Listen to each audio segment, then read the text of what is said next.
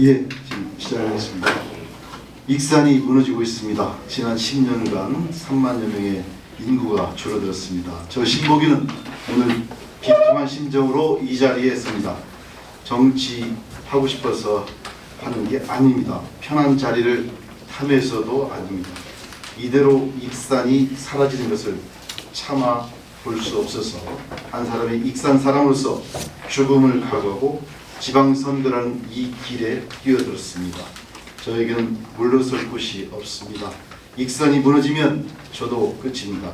그렇기에 저는 반드시 이깁니다. 제가 반드시 익산을 살리겠습니다. 오늘 이 땅에 씨앗을 심습니다. 27만 익산 시민의 눈물과 함께 반드시 꽃을 피워가겠습니다. 존경하는 익산 시민 여러분, 그리고 바쁘신 가운데 참석해 주신 기자 여러분, 더불어민주당 소속 익산시장 예비후보 심보균입니다. 저는 오늘 익산시 아파트 과잉 공급 문제에 대해 분명한 입장을 밝히고자 이 자리에 섰습니다. 지금 익산의 주택시장은 가격 급락으로 인해 시민들의 한숨 소리만 들릴 뿐입니다. 시민 여러분께서 평생 땀 흘려 마련한 소중한 자산 가치가 흔들리고 있습니다. 내 집 마련의 꿈이 불안으로 바뀌고 있습니다. 이러한 상황에서 약 7천 세대를 추가 공급하겠다는 만경강 수변 도시 개발 계획은 시장 현실을 외면한 채 또다시 공급을 밀어붙이는 행정입니다. 저 신보기는 오늘 수변 도시 개발 계획을 전면 재검토할 것을 공식 선언합니다. 행정의 역할은 일반 강행이 아니라 시장 안정입니다. 행정은 불필요하게 시장을 자극해서도 안 됩니다. 위기 속에서 균형을 잡고 해결책을 마련해야 합니다.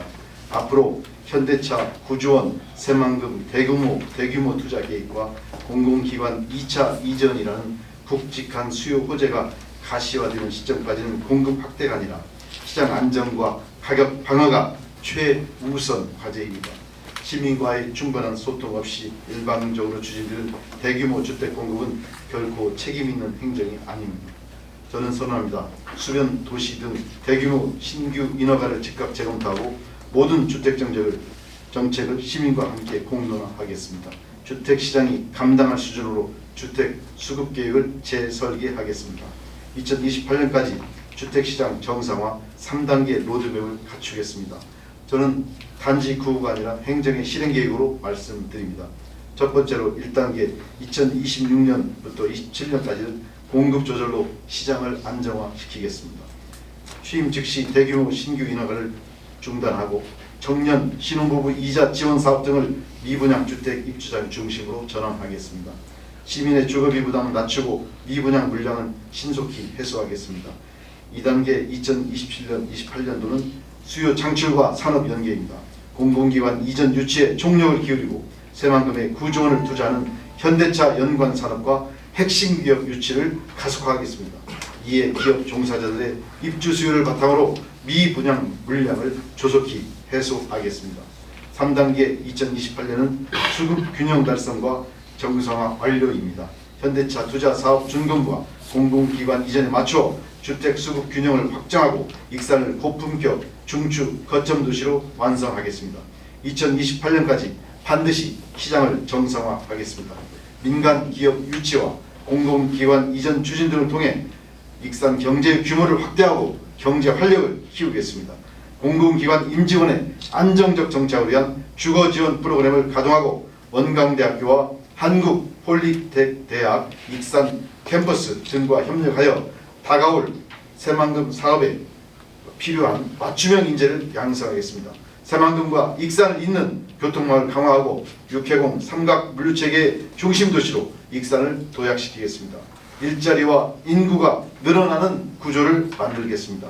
그래야 집값도 상권도 시민의 삶도 함께 살아납니다. 결자 해지의 자세로 시민 자산을 지키겠습니다. 아파트 승인 건수가 지적이 되는 시대는 끝났습니다. 많이 짓는 것이 능력이 아닙니다. 잘 관리하는 것이 능력입니다. 이제는 덜 짓더라도 내 집값이 안정되고 시민의 삶이 풍요로워지는 내실 있는 익산을 만들어야 합니다. 저 신보기는 공급 과잉의 시대를 끝내고 시민의 자산 가치를 끝까지 지켜내겠습니다. 조속히 주택시장을 안정화시키겠습니다. 새로운 익산을 시민과 함께 세우겠습니다. 감사합니다. 박동현 화이팅! 고맙습니다. 그러면 질문 받겠습니다. 예.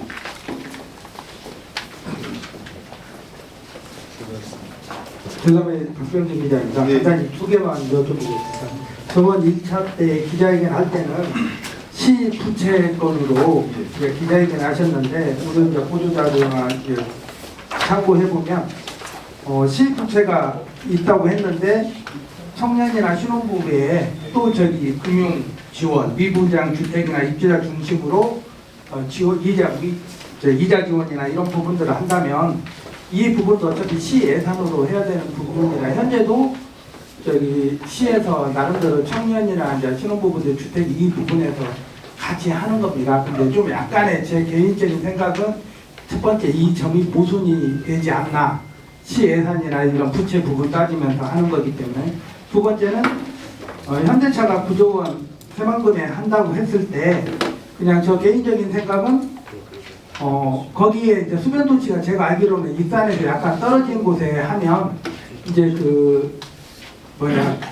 그쪽에 이제 인력들이 내려와서 일했을 때 과연 군산에서 주로 이제 생활을 할 건지 아니면 새로운 수변도시를 만들어서 그쪽으로 수요를 창출해서 입주자를 모집할 때는 수변도시라던가 이런 부분들이 또 나름대로 필요하다고 생각이 되거든요. 그리고 이제 이 수변도시 같은 경우는 33년 정도, 앞으로 한 7년 정도 후에 할 부분이거든요. 그래서 그 현대차가 내려왔을 때 데이터 센터라든가 이런 부분이 있었을 때 군산에 그 거주하는 인구를 과연 수변도시나 익산으로 유치하는 이 부분이 더 중요하다고 생각하거든요. 그랬을 때 익산의 아파트 경관이라든가 이런 부분은 군산하고 또 다르거든요. 규모 면에서. 그러니까 사람들이 지나가다 보면 아파트 단지가 형성돼 있으면 천안 같은 데만 가도 아파트 단지가 되게 멋있게 돼 있어요. 근데 익산 같은 경우는 그냥 저기 일무제 공원이나 이런 거다 보니까 아파트 해도 좀 도시가 세련됐다던가 이런 느낌은 못 받거든요. 그래서 그 두 부분에 대해서는 어떻게 생각하고 계신지 예. 그 부분 물어보겠습니다. 예, 좀 맞습니다. 지금 제가 발표한 자료를 보면 시 부채, 이제 시의 그 재정 관리 차원인데 아까 그 말씀하신 것은 이제 청년 신혼부부 금융 지원 사업이 있는데 그걸 늘려가는 것처럼 생각하시는 거잖아요. 현재 말씀하신 게 근데 지금 금융 지원 사업을 지금 하고 있는 것을 지금 빈 아파트 거기에 집중적으로 해소하는데 그런 그 물량을 활용하겠다 그런 말씀을 드리는 거고 필요한 경우는 또 확대를 해야죠. 근데 지금 현재 확대를 말씀드렸고요. 그리고 현대 자동차가 이제 7만 1,000명 정도가 고용 창출이 된다고 하잖아요. 그때 이제 또 새로운 수요가 입주 수요가 생길 겁니다. 그래서 제가 말씀드린 것은 그런 가시적인 수요가 그게 항상 계획이 발표되고 실행이 되는 것은 시차가 좀 있습니다.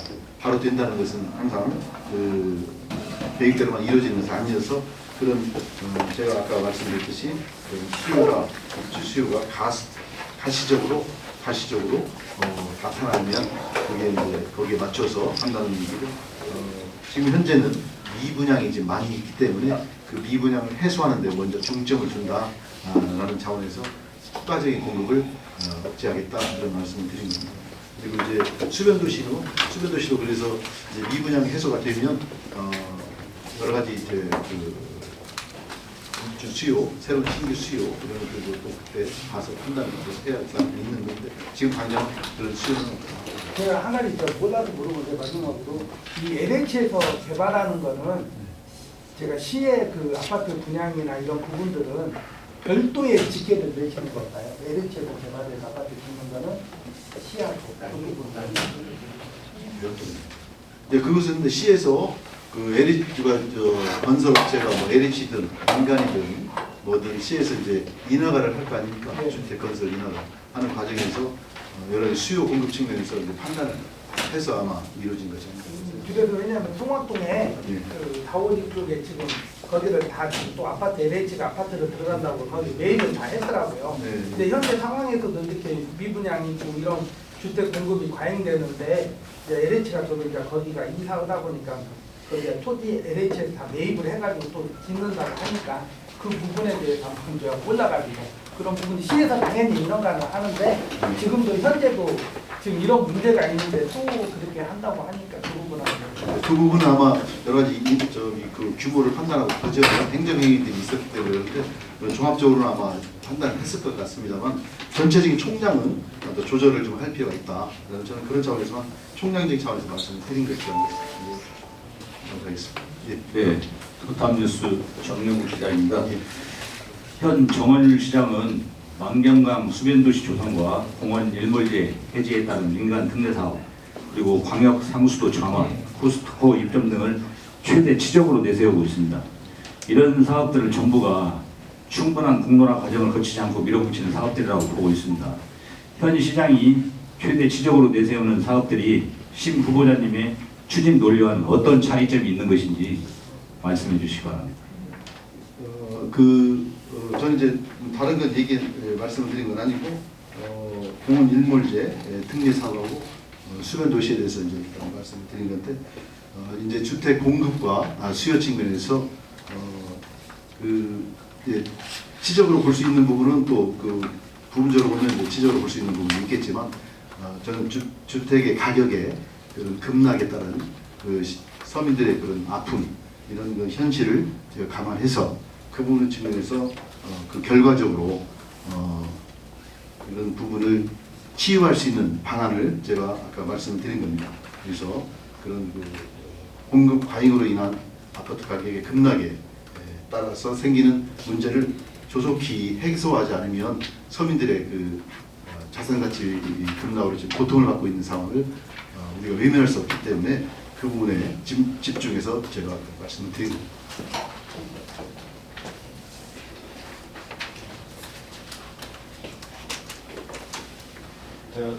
예, 예. 지난 6월 26일이죠. 지난 6월 26일에 그 차관님께서 기자회견을 가지시고 익산시 부채 1645 그리고 아파트 일몰제, 그다음에 아파트 과잉 공급 관련돼서 정원을 시장한테 사과를 촉구를 했습니다.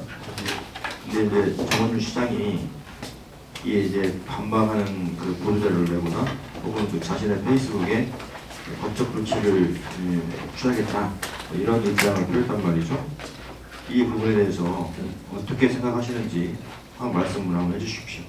예, 지금 제가 제기한 것은 현재 그 늘어나고 있는 그런 지방 부채가 상당히 위험한 수준이다라고 생각해서 그 부분에 대해서 명백히 문제점을 지적하고 그 해결 방안을 제가 제시를 했던 것이고 오늘 아파트 가격의 과잉 공급에 대해서도 지금 과잉 공급에 따른 자산 가치의 급락을 우리가 목도하고 있고 현재 아픔을 겪고 있는 상황에서 어떻게 해소할 것인가 거기에 대안을 제가 제시한 것입니다.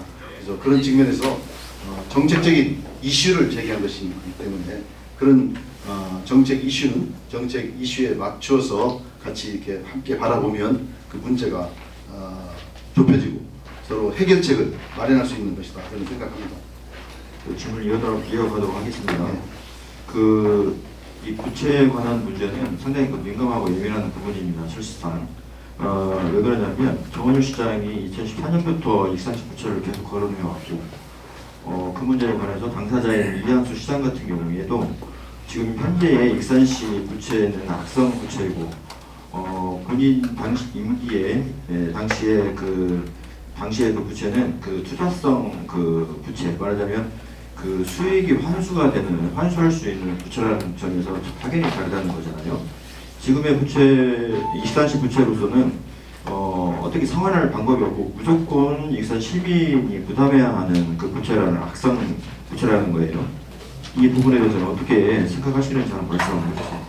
예, 부채 그 구조적으로는 제가 그 내용을 보기에 이제 수익을 환수할 수 있는 부채냐 아니면 아까 말씀드린 악성 부채라고 해서 이제 환수는 기능은 없고 이미 써버리고 나서 그게 소진돼서 그 다음에 환수는 어려운 그런 부채나 그런 성격에 따라서 말씀을 해주신 거고 그 내용은 그 현재 과거의 그 자료를 보면 아실 수 있을 거고 이 부분에 대해서는 이제 가장 중요한 게 지금 신청사 신축 과정에서 부채가 늘어난 부분 그 부분이 가장 큰 요인이다. 그래서 이 신청사가 그간에 오랜 고질적인 문제이기도 했고 그다음에 그 당초에 계획했던 의도했던 그런 그 LH의 그런 개발 방식이나 이런 것들이 국비의 그 지원이나 이런 것들이 없이 순수하게 시의 재정으로 감당을 하다 보니까 생긴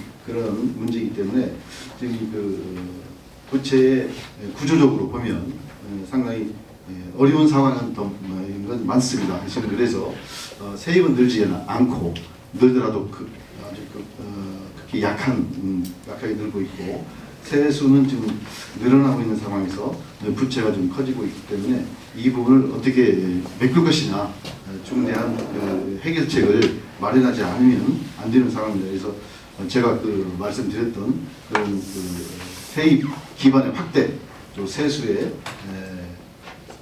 세출 예산의 조정 여러 가지 방안을 통해서 그 해소해야 하고 또 지방 재정의 운영을 과정에서 엄격한 재정 평가 체계를 통해서 재정이 효율적으로 쓰이도록 하고 그리고 지금 그 이후에 바로 생긴 그 제가 발표한 날 그 다음 날 발표된 게 현대차에서 이제 9조 원 투자한다고 했습니다. 그래서 9조 원을 새만금에 투자하면 그 여파가 익산에도 미칠 수가 있습니다. 그래서 거기에 따른 종업원들의 익산의 그 거주 수요도 생길 수 있고 또 관광 수요도 생길 수 있고 또 새만금에 투자하는 그런 사업의 연관 효과로 연관 산업이 부품 소재랄지 이런 연관 산업들이 또 식품 산업도 연관 산업으로 커질 수가 있습니다. 그래서 그런 연관 산업 효과를 우리 익산이 가져올 수 있도록 노력을 하고 어떻게 관리를 하느냐에 따라서 이런 부채를 조기에 상환할 수도 있다라고 생각해서 저는 그 부분에서는 상당히 우리가 생각보다 이런 그 현대차의 구조 투자 계획이 우리한테 좀 희망적인 부분이 될 수 있어서 그 부분을 활용해서 부채를 회수하는 그런 노력을 기울이겠다라는 말씀을 드립니다. 그리고 이것까지 말씀드리겠습니다. 네, 추가로 이어서 질문을 드리겠는데요. 그 익산시 아파트 과잉 공급은 사적 동자도 알고 있는 사안이에요. 그리고 이 사안이 이 사안에 대해서 최대 피해자는 익산 시민들이거든요. 익산 시민들이 피해를 입었기 때문에 정원율 시장한테 사과를 촉구하고 비판을 하는 거예요. 이 부분에 대해서는 이 일관된 기조를 유지하실 겁니까? 예, 그 지금 아파트 과잉 공급으로 자산 가치가 급락하고 거기에 따라서 지역 경제가 위축되어 있습니다. 상권에 그런 저도 느끼는 바와 같이 빈집들이 늘어나고 있는데 이런 상황에 대해서 뭔가 지금 과잉 공급에 따른 책임 있는 자세 표명은 필요하다 저는 일관되게 견지하고 있습니다. 네, 그래서 그 아파트 과잉 공급의 가장 큰 화두이고 문제예요. 그래서 지금 아파트를 단기간에 그러니까 제 기억으로 한 2021년 이후로 3년 안에 아파트 인허가가 20개 이상 이렇게 발부됐단 말이죠. 그러면서 정원윤 시장이 기자회견을 하면서 2026년도까지 29,000세대 아파트 공급하겠다라고 하는 그 목표를 세우게 됩니다. 근데 그 목표의 기저에는 그 인구 증가가 있거든요. 인구 증대를 하겠다라고 하는 거였었는데 그때 당시에 그 목표보다도 실상 지금 보니까 27만도 깨져가지고 지금 26만 6천 명이더라고요. 지금 보면 그런 아파트 공급이 대실패했다라고밖에 볼 수가 없는 사안이에요. 이 부분에 대해서 정원윤 시장에 대해서 재차 사과를 촉구하는 그리고 이 비판 기조를 계속 유지하면서 사실상 이 시민들은 많은 시민들은 그렇게 그 정원윤 시장한테 하고 싶은 얘기가 많이 있을 거예요. 그 부분에 대해서 정원윤 시장에게 심지어 무릎 꿇고 사과를 했으면 좋겠다, 촉구한다, 뭐 이런 내용으로 말씀을 하실 생각은 없으신가? 말씀해 주시죠. 예, 지금 이제 아파트 가격의 폭락으로 인해서 생기는 여러 가지 문제가 있었고, 다만 인구가 이제 증가는 되지는 않았습니다만 전체적인 차원에서는 단기적으로 이제 그런 아파트가 새로 짓다 보니까 거기에 외지에서 또는 다른 지역에서 유입되는 인구로 인해서 인구의 감소 추세가 잠시 주춤한 것은 사실입니다. 그래서 그런 측면에서는 어느 정도 효과가 있었지만 전반적으로 익산의 지역 경제가 자산가치 급락으로 생기는 그런 위축되는 문제들이 지금 상당히 심각하게 나타나고 있는 것은 사실인 것 같습니다. 그래서 그 부분에 대해서는 책임 있는 그런 자세의 표명이 저는 역시 필요하다라고 생각합니다. 사과하기 전에 책임 있는 자세 표명 주고가 그 방식은 뭐 여러 가지 방식이 있습니다만 시민들에게 납득할 만한 그런 해명과 책임 있는 자세 표명은 확실히 필요하다. 일부 시민들은 석고 제재해야 된다라는 예. 얘기까지 있어요. 강화제가. 그거 어떻게 이 부분에 대해서는 하여튼 제가 그 구체적인 방식까지는 제가 말씀을 안 드립니다만 지역 경제 위축과 자산가치 급락에 관련된 그런 서민의 아픔에 대해서는 분명히 해명과 책임 있는 자세의 표명은 확실히 필요하다고 저는 생각합니다. 전북일보 손정국장님 관련해서 지난 기자회견 때 이제 정부의 현 시정이 되게 비판적인 의견 말씀하셨는데요. 원칙이라고 하면 그렇지만 아무튼 주장이 이제 엇갈리고 첨예하게 대척점에 서 있는 것 같은데요. 관련해서 희생시 차원에서 신 후보님을 허위사실 유포 혐의로 고발하겠다 이런 입장을 밝혔거든요. 이에 대해서 어떻게 생각하시는지, 어떻게 대응해 나가실 건지.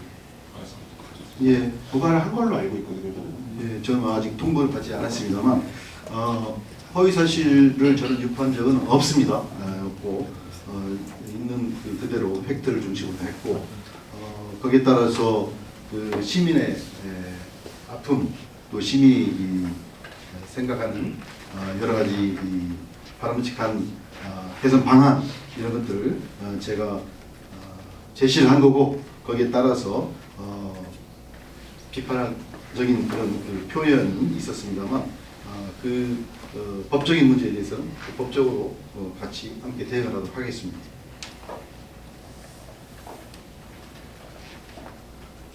그러면 제가 하나 더 지금 많은 시민들이 정원윤 시장에 사과를 요구하고 심지어 선거 교제라는 말씀을 드렸는데 그 정도로 시민들의 감정이 격앙되어 있단 말이죠. 그럼에도 불구하고 정원윤 시장은 사과 한마디 없이 오히려 적반하장식으로 지금 그 법적 조치를 운운하고 있단 말이에요. 이 부분에 대해서 물론 이 차관님께서도 조치를 취하시겠지만은 이 정원윤 시장의 이런 적반하장식 입장에 대해서 어떻게 생각을 하시는지 말씀 한번 해주시죠. 예, 제가 문제 제기한 이 정책 이슈는 정책적으로 접근해야 할 사항이지 이건 어떤 감정의 문제로 대응할 사항은 아닙니다. 그래서 시민의 그 고충, 시민의 아픔을 해소하는 차원에서 머리를 맞대고 지혜를 모아야 할 이런 중차대한 시기에 다른 불필요한 감정으로 대응할 사항은 아니다라고 생각하고 여기에 맞는 적절한 저도 대응 조치를 하도록 하겠습니다.